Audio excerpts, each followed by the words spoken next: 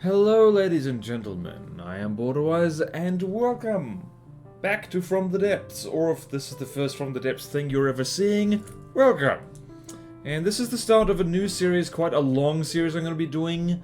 It has been suggested, I think, more than once, and starting from a long time ago, we're doing a complete ship, start to finish, with all kinds of bells and whistles on it, like pretty much every system the game has to offer. Well, I say that, all the basic systems at least.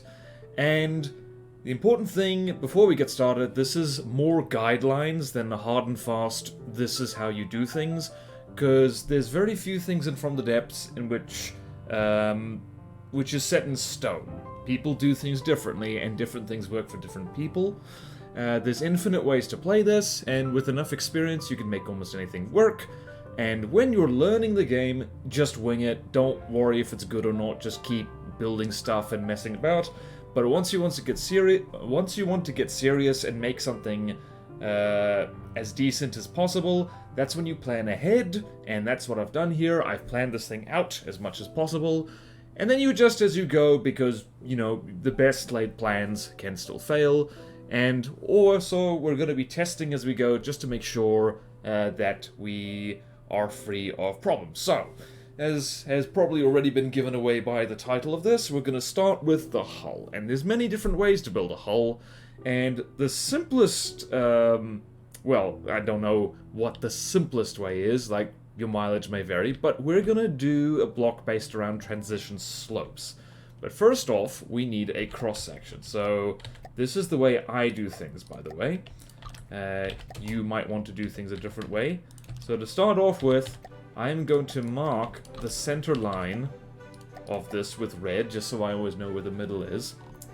Hitting Alt-N to activate mirror mode exactly along the center line of the craft. Very helpful, but also just looking, it helps you eyeball things. So in this particular case, I want the central compartment of the ship. It's going to be quite big, actually, be quite battleshipy, to be 13 by 13. 13 meters long, 30 meters wide, so we got that in the middle. 1, 2, 3, 4, 5, 6. And then an extra one to start off with our citadel. Our citadel in the middle here is going to be heavy armor and alloy, just to make things buoyant and also tough. And in this particular case, I'm going to do it like so. Actually, no, I'm not. I just remember what I'm doing. So this is something that may or may not work out depending on what you're doing. In this particular case, I'm doing it like this because we're going to have a little 3-meter gap there.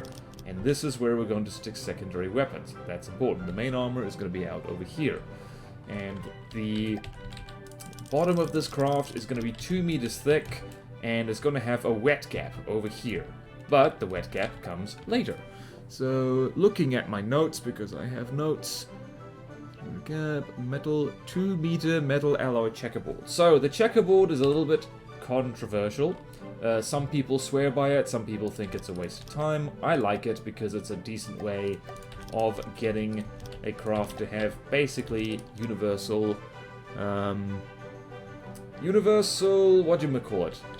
I think we're gonna go a little bit thicker than that, otherwise this thing's going to be a little bit too fragile. So the idea behind this is that it's rather than having separate layers of buoyant alloy and tough metal, we're just going to have a lump of the stuff that is basically equally durable and buoyant from all angles. That is the oversimplified version. I will link a video in the description talking about this in more detail. So let's see, where am I at? And then we want one more layer of that, because 4 meters of this checkerboard generally does the trick. And then a skin of metal, and then that's very nice. This is a very wide thing, but that is okay. So we are like so. I'm going to put a slope here, and I'm going to put another slope over here, and then we have our wet gap, which is very useful for buoyancy. It means that this is filled with water, much like a real-life ship, and then we do that. And also, always remember to save. So in this case, I'm gonna save this not as a placeholder. That's what I usually do when I'm mucking about. I'm going to save this as complete ship. So when in doubt, always save, because as you're building something, especially if you're building something big, you're not going to do it all at once unless you're a crazy person with lots of free time. That's definitely not me. And then you just save frequently, otherwise you're going to have problems later. So lead is at the bottom here just to help with ballast, and ideally this thing should float by itself. So this thing is also going to be 8 meters tall, so we got this, like so, and the checkerboard looks something like this. So nice alternating pattern with no alloy block touching each other, and that's all very nice. Should add to the buoyancy quite nicely. And the deck armor is, again, it's something that your mileage may vary, and it depends on what you're doing. If you want to be cheap, just 2 meters of wood will do the trick. If you want to be cheap, floaty, and somewhat durable, metal backing wood works really well. And in this case, we're going to be a little bit more durable than usual and extra floaty because of this heavy armor citadel right here. You could actually make all this heavy armor as well. We're not going to do that because we do want to save a little bit of weight. We're going to have 2 layers of alloy and then a layer of reinforced wood, which looks like wood, so we can get that nice battleshipy feel to it. But then, also, it is somewhat tougher than regular wood, and that's very nice. And the deck continues over here, and reinforced wood goes over here, and we have metal over here. So here is our hull cross-section.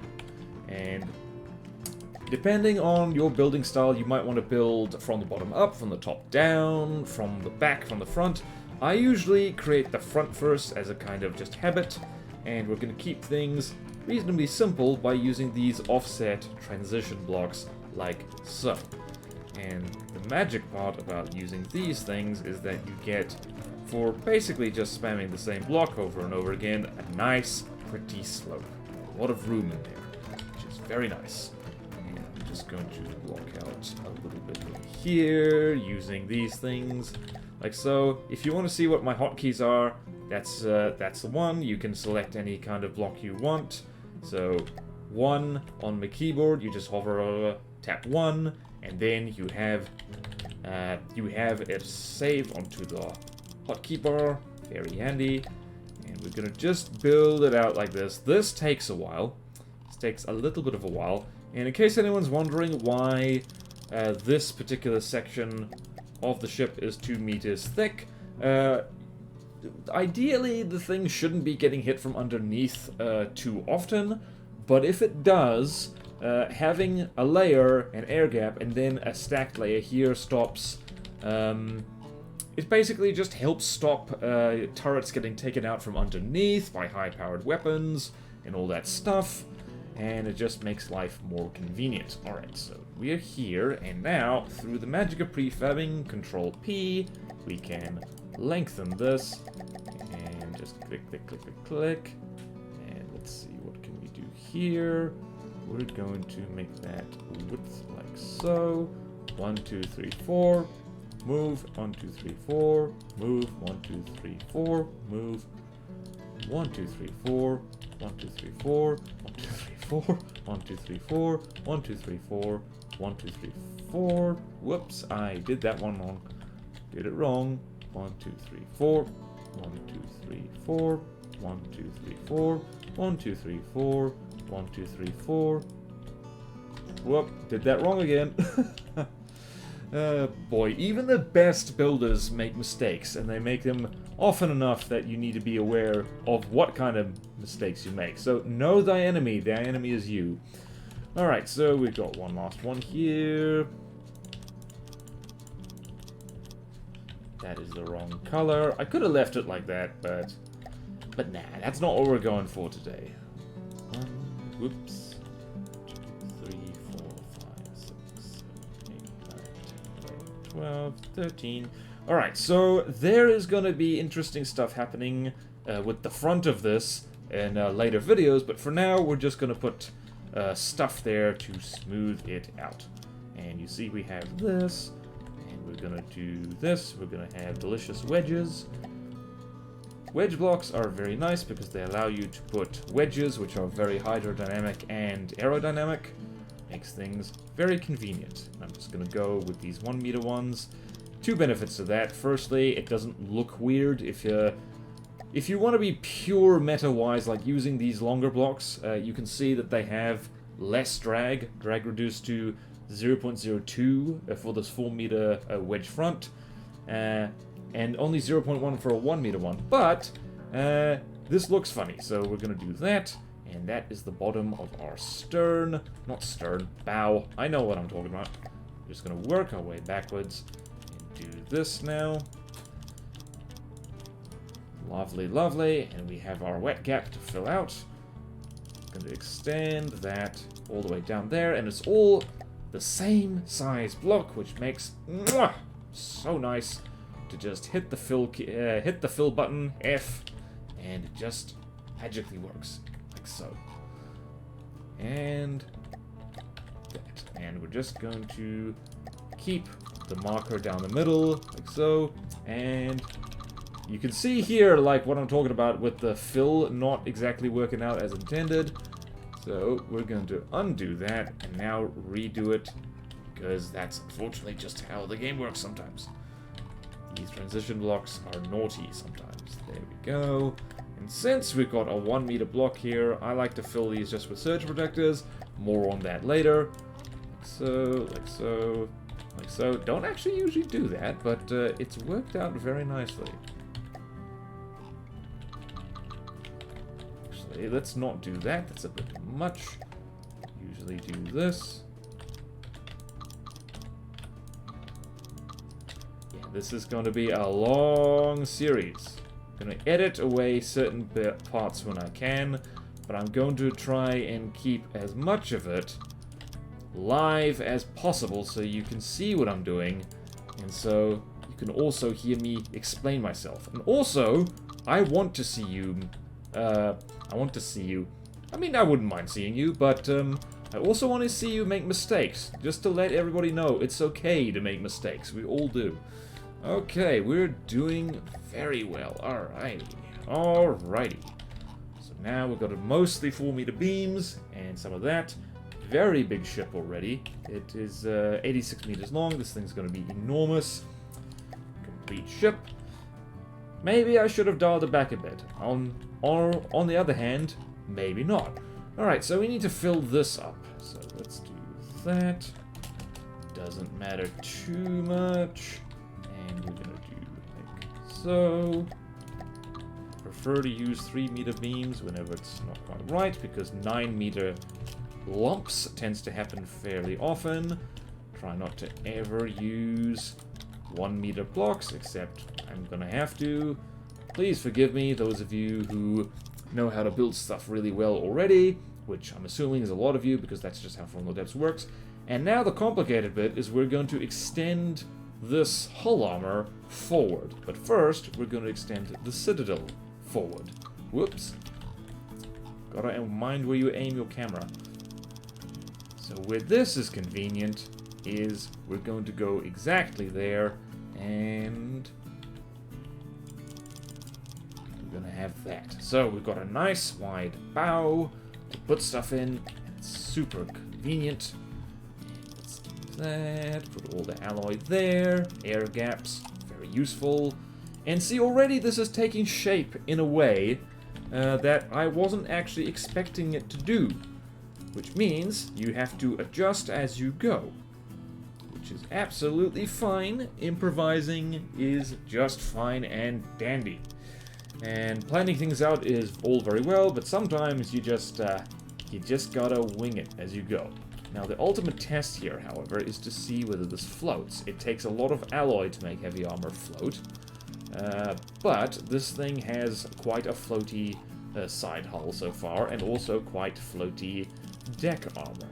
So, we're going to do that. I'm going to do that as well, just blocking in where the deck is, just so we don't forget. There we go. So there's our citadel. It extends forward, and Probably, keeping where the armor's thickest, the main turrets are going to be towards the middle of the thing, and forward here is going to be ammo compartments and stuff like that. Stuff that we don't actually want in the middle of our ship for fear of it blowing up and taking important stuff with it. That's very important. So I'm just going to block this out a little bit more, like so. Like I said earlier, if you build your ship in a different order to this, that's absolutely fine. At the end of the day, when you're the one playing the game, you must do what works for you. Alright, so we're going to keep blocking out our checkerboard pattern right here. Just going to keep doing that. And that also has the benefit of just reinforcing this armor here. Generally with a broadsider, which is what the ship is going to be, the bow and stern, you don't have to usually armor that as much, because generally the important stuff is not hiding in the bow and stern. The really important stuff should be somewhere in the middle. Alright, so that is checkerboard, checkerboard. This is partially why some people are not a fan of doing this, because it is slightly more complicated than just having a giant-ass slab of metal. I'm doing this basically for extra durability, but also to make sure that this thing floats, because there's going to be a lot of heavy stuff on that. There's going to be a lot of heavy stuff on this, and I just love making this kind of checkerboard pattern. It just feels nice, you know? And what else? What else? So the checkerboard pattern goes like so. We're just going to fill this in with metal, and we're just going to stick a surge protector in there, just because. And what is this? There we go. Go. Vertical beams versus horizontal beams. It doesn't make a huge difference. Can make a little bit of a difference sometimes. Alright, so here we're going to also fill this with metal. Same thing we just did. When in doubt, metal is very convenient because it is the general purpose armor. You will use it pretty much all the time, and it has almost neutral buoyancy. So relative buoyancy is minus 1.7, so it really doesn't take that much to make a metal thing float. Just a few air pumps and supplemental other materials which have better buoyancy. It's very, very nice. Very good material. When in doubt, use metal. You can hardly go wrong with metal. And usually alloy, actually, I should mention, is something you should use kind of sparingly. But in this case, that heavy armor citadel is going to be quite heavy. It is damn heavy. So, for those of you wondering, metal block, it's got a weight of 40, relative buoyancy of minus 1.7. Compare that to heavy armor, which has a weight of 200, which makes it as heavy as lead, and a relative buoyancy of minus 158.7. So, really, really not floaty. In fact, it has the same buoyancy as lead. So, the main reason, it's essentially like armoring your craft, in stuff that weighs as much as lead. You shouldn't do it that much, and that's why it's just this last line of defense back here. Heavy armor, despite the name, is not something that you should have be shot at a lot. It's generally better just, taking the occasional knock that no other material can possibly handle. Unless you are very much trying to save volume by having thinner, stronger armor rather than the block spam, which tends to be the case in From the Depths a lot of the time. Alrighty, so we got that, and we got this as well. I have not done live commentary on an actual building episode before. Well, not before. I have done it. It's just been a hot minute. Here we go. And we got some surge protectors in there, and that's very nice. That's very nice. Shift L, flashlight. We can see what we're doing a little bit.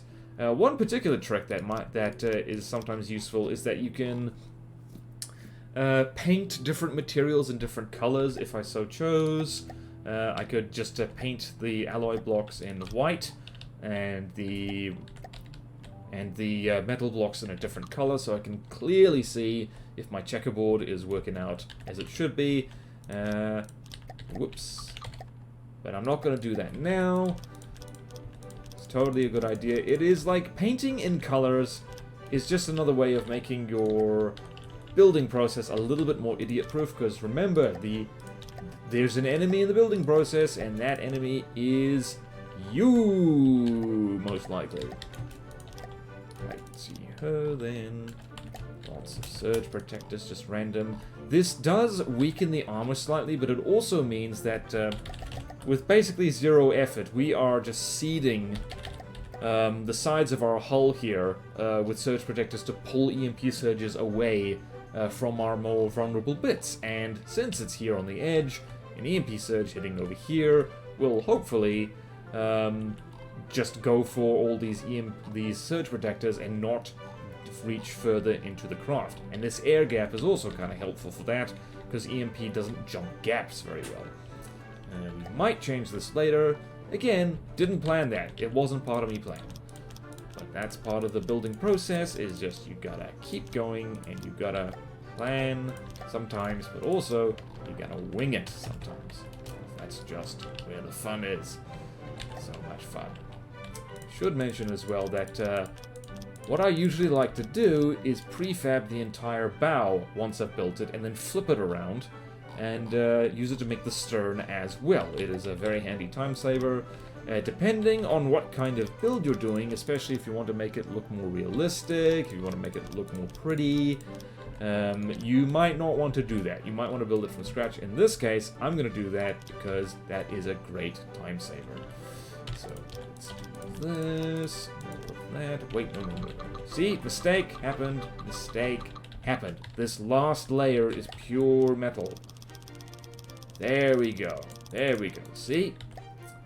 See? And from here, we can finally do something a little bit different.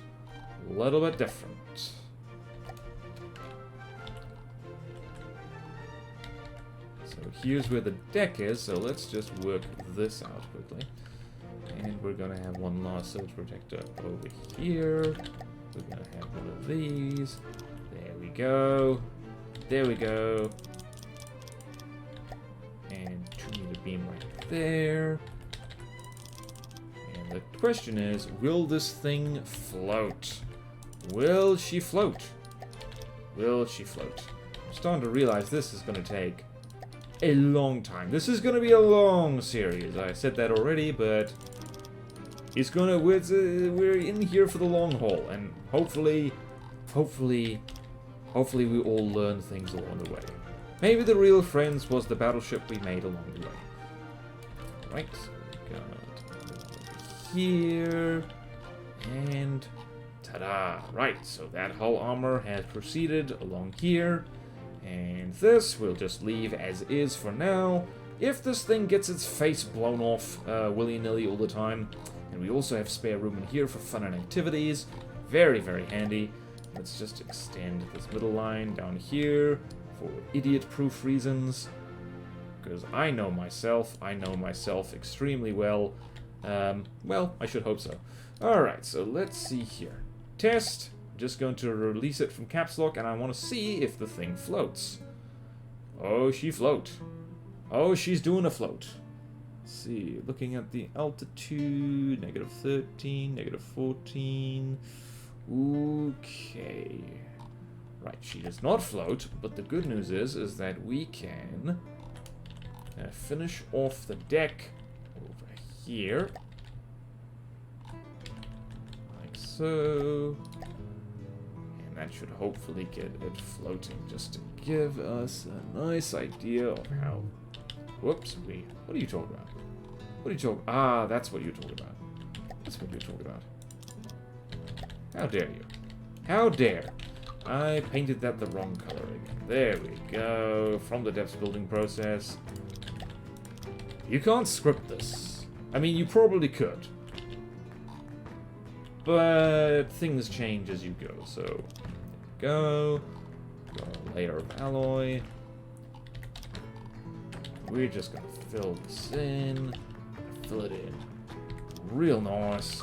Fill it. I prefer to fill from the end because that way you can clearly see the gaps that need to be filled later. Actually, let's fill that from the other end. There we go, there we go, there we go. 1, 2, 3.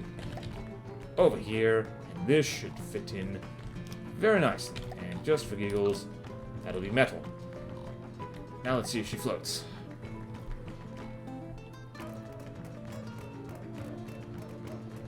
Oh, that's looking a lot better. Completing the deck. That's very nicely. Yeah, she's sinking. She's sinking very slowly. So hopefully, once the actual full hull is done, we can see better whether she floats. All right. So let us first now mark where the armor is the thickest. So that is where's that? Where's it? It's around here. So just where's that? Here. Zoop, zoop. And this is our first dividing line in here. And this is where our turret's going to be. So now, prefab time. Prefabbing the sides. If you've got doing this checkerboard thing, you do need to prefab at least 4 blocks so you get the nice pattern. Or 2, depending on how you feel like. Let's save one more time. Just need to do the complete hull. Just need to do the complete hull. This is going to be a fairly big girl. So, if we do that, we should. So, you're looking in here, should be metal, alloy, metal, alloy, metal, alloy, metal, alloy. Okay, we have done it right. We've done it right. And now that we've prefabbed that, we can prefab again and extend it by another 4. So we want at least a 13 meter thingy in there. In fact, I'm going to save this prefab as a placeholder so I can get it back really quick. Jolly good, jolly good, good, jolly good, jolly good, jolly good. It's very satisfying to build in this game, which is thankful because you're going to be spending literally thousands of hours. Oh, by the way, what I just did was Control Z, and you can do that anytime. Control Y, Control Z. It's just like Microsoft Word. Best feature. Best feature. Every building game needs that. I'm going to go over here and fill this in, FF. And just do that. Be sure we know where the middle is, because that's important. And we should have a 13 by 13 in here. So let's just double check. 1, 2, 3, 4, 5, 6, 7, 8, 9, 10, 12, 13. Jolly, jolly, jolly good. And we're going to block this in. We're going to use purple rubber, because rubber is not structural, which means that if you hit Shift P 4 times, as I was doing before, hide all structural blocks, we can still see it. So that is a handy feature. And we're going to just do that because that is a 13 by 13 compartment. So we know where that is. So it's a little bit like scaffolding. I tend to find that scaffolding in this game is quite important.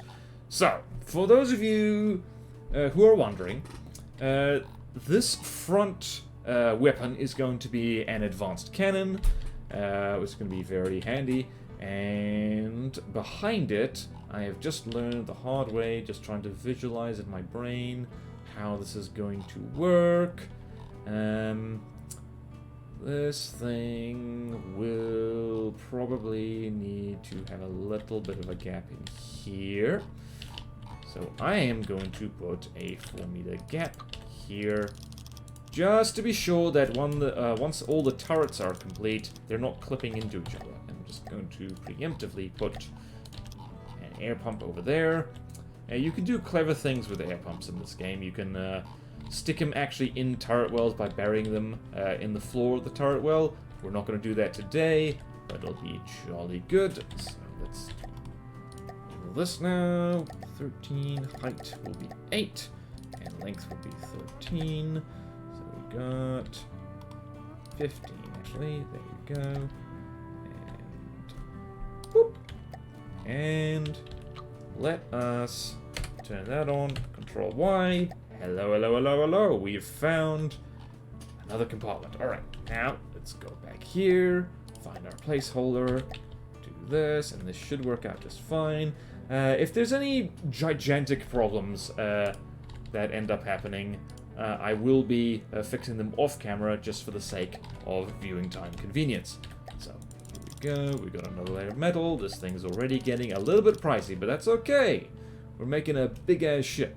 And I should point out as well that one of the ways to get better at building big is actually to build small, and I have a guide on that as well. And if you haven't seen it, you should watch that. It's quite handy. I find building small things is, well, it's more fun. You can build a lot more craft more quickly. Alrighty, so this is now the front end of our craft. So, now what we really want is to extend the middle of this thing. So, according to my notes, I want at least 39 meters in the middle. So yeah, this thing is long, man. So 39 divided by 4 is about 10. So we're going to now prefab this center section, so we don't have to keep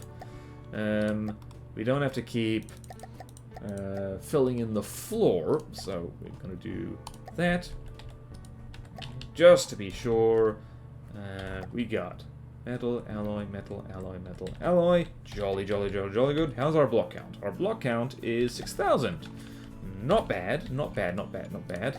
And length, like so. Prefabbing is wonderful. Saves so much time. So, 1, 2, and 3, 4, 5, 6, 7, 8, 9, 10. That should do the trick. We have a lot of room for fun and activities. And now, here comes the fun bit, because we need to prefab basically everything from here and stick it over there. And the trick is, we need to line it up right so that this works. Or we can just be lazy and not bother with that. In fact, we're going to be a little bit lazy. We're going to be a little bit cheeky. So let's think to myself here. It's actually going to be just going to put one more in there just in case. You can never have too many. When in doubt, if you've got internal space, fill it up with engines and laser defense. More on that later. So let's do this. Now let's go over here. We got that compartment. We got it. And maximum prefab length is 100. But that's not a problem for us, because we'll figure that out later. Let's here. The checkerboard will have been broken in the middle. That's alright. How long is this thing? Before we do that, we need to just check our checkerboard. We'll see here. Yes. So what I'm going to do there, I'm just going to replace the wayward alloy with metal, because like I said, when in doubt, metal doesn't need to be that buoyant in the middle. There we go. There we go. There we go. So now we got a lump of metal and it just keeps radiating outwards. Checkerboard broken, not a problem. Alright, so now we just need to prefab the last bit over there. This thing should float, which is the idea. Gonna hit backspace, turn that off. There we go, there we go. Lovely, lovely, lovely. And we've now got snagged that, and now we're gonna go slowly all the way back over here and line this up. Line this up so it's nice and pretty, and hallelujah, we basically have our hull. So, over 300,000 materials. She's an expensive beast, but she's got a lot of space for fun and activities. I'm just going to chuck an air pump in here and mark the center line. You don't have to do this. It's like I said before, it's just I'm idiot-proofing my own craft because I'm the idiot making this, and I know I make mistakes like this. And also, speaking of idiot-proofing, I like to just make sure that I remember which is the front of this, because that is the problem with a building like this, and having the bow look the same as the stern. You tend to forget, so I'm going to put a little flag over here, and I'm going to go over to the front of the ship again, and I'm going to put a big, stupid arrow. Actually, no. Right in the middle here, I'm just going to have a bright blue rubber thing. 1, 2, 3, 4, and go this way. That is the front. Stupid. There we go. That way. Alright, so now we've blocked all that out. I think we need to... I think that's basically it. Let's see if she floats. She's got probably more air pumps than she needs, really. And yeah, look at that. She is floating without needing to burn materials. And that's jolly good. And she doesn't even have most of her very floaty deck in. Bloody good. Jolly good, jolly good. I like that. I like that. So that basically does it for this part 1. We've managed to make a hull. A pretty big hull, pretty decent hull. And like I said before, plan this out ahead of time. She's going to have advanced cannon, laser, cram, particle cannon, a bunch of secondaries. We actually have way more room for secondaries than I thought we would. Lambs, missile interceptors, missile decoys, all that good stuff. Just save her one more time.